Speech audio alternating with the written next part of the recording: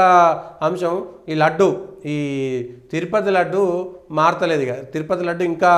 కొద్ది రోజుల దాకా కూడా తిరుపతి లడ్డు ఉంటుంది అంటే ఆ వార్త ఏ వార్త అయినా వారం 10 రోజులు కాగానే పక్కకు పోతుంది ఇది కూడా అంతే తిరుపతి లడ్డు సుప్రీంకోర్టులో ఉన్నది మొత్తం 5 పిటిషన్లలో సుప్రీంకోర్టులో దాఖలు చేసినాయి దీనికి సంబంధించినటువంటి అంశంలో రేపు సుప్రీంకోర్టులో విచారణ వచ్చిన తర్వాత దానికి సిట్ వేసినటువంటిదా లేకపోతే ప్రాథమికంగా వచ్చినటువంటిదా సుప్రీంకోర్టు ఏం చెప్తుంది లేకపోతే అయ్యప్ప కొండ మీద ఇంకొక కొండ మీద ఉన్నటువంటి విషయాలు చెప్తారా లేకపోతే తిరుపతికి సంబంధించినటువంటి అంశంలో ఎవరు ఉండాలి ఎవరు ఉండకూడదనేటువంటి అంశం చెప్తారా లడ్డూకి సంబంధించినటువంటి మనోభావాల విషయంలో అక్కడ జరిగినటువంటి దాంట్లో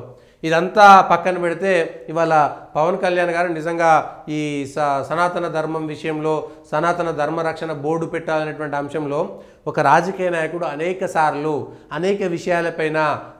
ఎప్పుడు స్పందించినా కూడా ఒకే విధమైనటువంటి భావన వ్యక్తీకరణ లేకపోతే సిద్ధాంతపరమైనటువంటి విషయాలు లేకపోతేనే ఇక్కడ నష్టం జరుగుతుంది అనడానికి పవన్ కళ్యాణ్ గారికి లేదా చిరంజీవి గారికి నాగబాబు గారు ఎప్పుడో నేను దేవుని నమ్మనని చెప్పి పవన్ కళ్యాణ్ గారు నా బిడ్డలు బాప్టిజం తీసుకున్నారు నేను బాప్టిజం తీసుకున్నా లేకపోతే ఈ ముస్లింలను సంతృప్తిపరచడానికి వాళ్ళు వచ్చినప్పుడు ఈయన క్యాబ్ పెట్టుకొని ఈ దేశంలో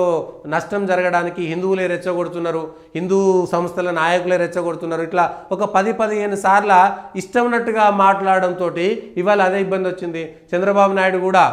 గతంలో పాదయాత్ర సందర్భంగా బీజేపీని మోడీని తిట్టినన్నీ ఇవాళ సోషల్ మీడియాలో వస్తున్నాయి అంటే ఒక విషయంలో ఒకే రకంగా స్పందించాలి ఎప్పుడైనా సరే ఒకవేళ ఆ విషయం పైన తన అవగాహనలో తన పద్ధతితో మారితే ఇగో గతంలో చేసినటువంటి వ్యాఖ్యలు అప్పుడున్నటువంటి అన్యాపదేశంగా చేసినా నేను ఇప్పుడు మారిపోయినా ఈ విషయంలో నా విధానం ఇప్పటి నుంచి ఇట్లనే ఉంటుంది అని చెప్పాల్సినటువంటి పరిస్థితి ఉంటుంది సో ఇక్కడ పవన్ కళ్యాణ్ కూడా గతంలో సోషల్ మీడియాలో మీ పైన వస్తున్నటువంటి అనేకమైనటువంటి మీరు మాట్లాడినటువంటి మాటలే 8-9 సందర్భాల్లో ఒక్కొక్క సందర్భంలో ఒక్కొక్క రకంగా మీరు మాట్లాడిరు మా నాయన దీపంలో సిగరెట్ వెలిగించుకున్నాడని ఒకసారి హిందువులే రెచ్చగొడుతున్నారని ఒకసారి నేను బాప్టిజం తీసుకున్నాను ఒకసారి నా భార్య క్రిస్టియను నా పిల్లలు కూడా క్రిస్టియన్స్ అని చెప్పడం ఒకసారి ఏదైనా ఒక దానికి కట్టుబడి ఉండండి తాత్కాలిక భావోద్వేగాలకు గురి కాకండి పక్కన కమ్యూనిస్టులు ఉంటే కమ్యూనిస్టులే గొప్ప అదే గొప్ప అని పక్కన బీఎస్పీ ఉంటే మాయావతి గొప్ప అని పోయి కాలు మొక్కడము పక్కన బీజేపీలు ఉంటే సనాతన ధర్మం గొప్ప అని ఒక రకంగా అంటే తాత్కాలికంగా మీ పైన వాళ్ళ ప్రభావం ఉండడం చేత అప్పటికప్పుడు మీరు మాట్లాడుతున్నారు తప్ప ఒక విషయం పట్ల సమగ్రమైనటువంటి అవగాహనతోటి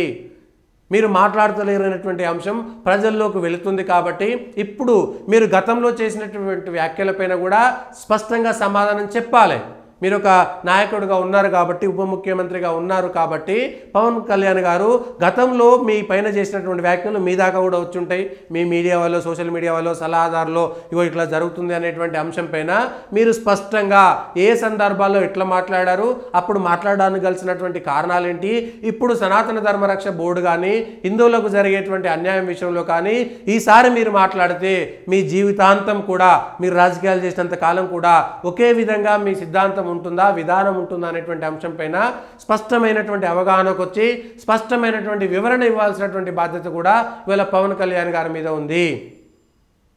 జగన్ అట్లనే ఎవరైనా సరే చంద్రబాబు నాయుడు కూడా ఇవ్వాల్సి వస్తుంది చంద్రబాబు నాయుడు బీజేపీతో పొత్తు పెట్టుకుంటే ఇక్కడ పవిత్రత లడ్డు సనాతన ధర్మం హిందుత్వం వస్తుంది మోడీ నచ్చకపోతే మళ్ళీ వెంటనే ఇతర మతస్థుల దగ్గర ఇష్టానుసారంగా వ్యవహారం చేయడము ఎవరైనా సరే ఈ విషయంలో ఒకే విధానం ఉండాలి అది జగన్ అయినా సరే ఒకే విధానం ఉండాలి కానీ ఓటు బ్యాంకు రాజకీయాల కోసం మీ విధానం మారుతుందా లేదా అనేటువంటి దానిపైన స్పష్టత ఇవ్వాలి ఆ విషయంలో బీజేపీ కూడా స్పష్టత ఇవ్వాల్సి ఉంటుంది జగన్ తోటి గతంలో మీరు కలిసి కొండనెక్కినప్పుడు మోడీ గారు అమిత్ షా వచ్చినప్పుడు జగన్ మీతో పాటు వచ్చినప్పుడు మీరు డిక్లరేషన్ ఎందుకు అడగలేదు అడగకపోతే తప్పైతే ఆ ఆంధ్ర బీజేపీ కూడా క్షమాపణ చెప్పాలి ఆంధ్ర బీజేపీ కూడా తమ విధానం పైన స్పష్టత ఇవ్వాలి మీతోటి పొత్తు పెట్టుకుంటే చంద్రబాబు నాయుడు విధానాలన్నీ మారిపోయినట్టేనా